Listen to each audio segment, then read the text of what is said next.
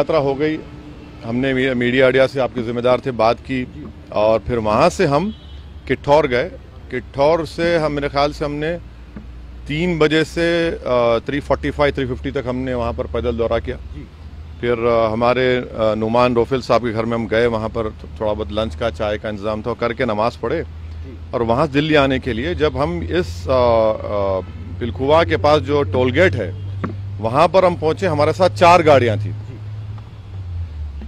हमारी गाड़ी के सामने हाजी साहब की टाटा सफारी थी जो पीछे आपके, और हमारी गाड़ी के पीछे और 2 फॉर्च्यूनर थे। तो जैसा हम टोल गेट के करीब गाड़ी स्लो हो जाती है, बैरिकेड होता है, तो एक बड़ी धाम से आवाज़ आई। तो हम बोले क्या हुआ, फिर दूसरी आवाज़ आई। तो हमारे साथ जो गाड़ी में हमारे दोस्त गाड़ी चला रहे थे यामीन खान, बोले भाई हमला हो रहा, हमला हो रहा। तो हमारी गाड़ी से उन्होंने बड़ी क्विक थिंकिंग से इस गाड़ी को पुश किया, ये सफारी को, और वहां से निकले। फिर और एक आवाज़ आई, जब निकल रहे थे एक और आवाज़ आई। तो मेरे ख्याल से 3 से 4 राउंड की फायरिंग हुई।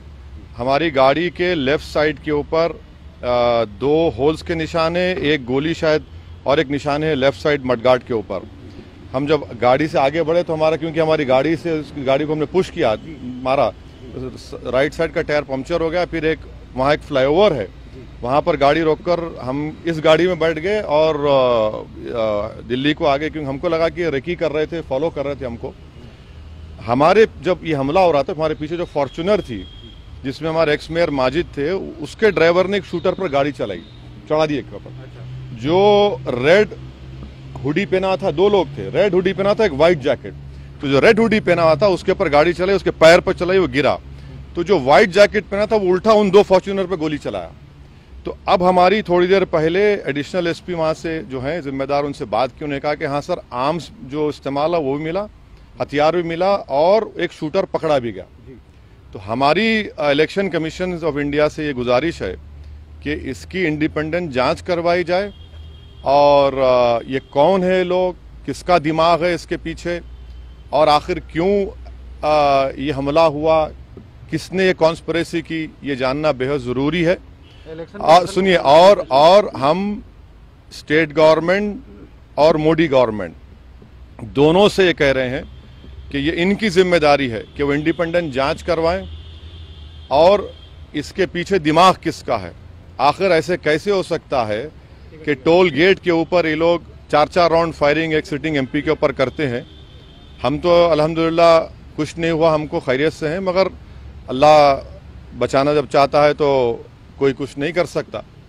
मगर आज ये हुआ है, अभी देखिए हम तो क्या उम्मीद करते हैं कि आपको क्या लगता है कौन हो सकते हैं आखिर? नहीं, मुझे देखिए हमको कई बार लोग धमकी देते हैं, कई बार बहुत सी बातें करते हैं। प्रयागराज में जो धर्म संसद हुआ वहाँ पर भी हम पर काफ़ी गालियाँ दी गई, और फिर आपके हमारे घर पर अभी हम कई मरतबा हमला हुआ। तो अब ये सरकार का काम है कि इंडिपेंडेंट जांच करवाएं और इसका सही तरीके इनको पकड़ा जाए। पार्लियामेंट अभी चल रहा है, पार्लियामेंट में भी ये क्वेश्चन उठाना चाहेंगे आप, बात करना चाहेंगे? जरूर, पार्लियामेंट है, स्पीकर साहब से मिलेंगे, स्पीकर साहब से बात करेंगे। हम इलेक्शन कमीशन को भी लेटर लिख रहे हैं और सरकार जो स्टेट गवर्नमेंट और सेंट्रल गवर्नमेंट से भी करेंगे।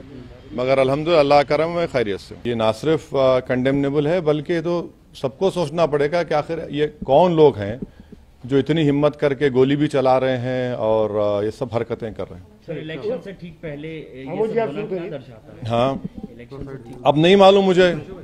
अगर ये लोग, ये मारने वाले अगर ये समझ रहे हैं कि हम पीछे हट जाएंगे, हम डर जाएंगे, हम शुरू दिन से कह रहे हैं कि जब तक हमको अल्लाह जिंदा रखेगा हम जिंदा रहेंगे, जिस दिन हमारा वक्त आएगा हम चले जाएंगे।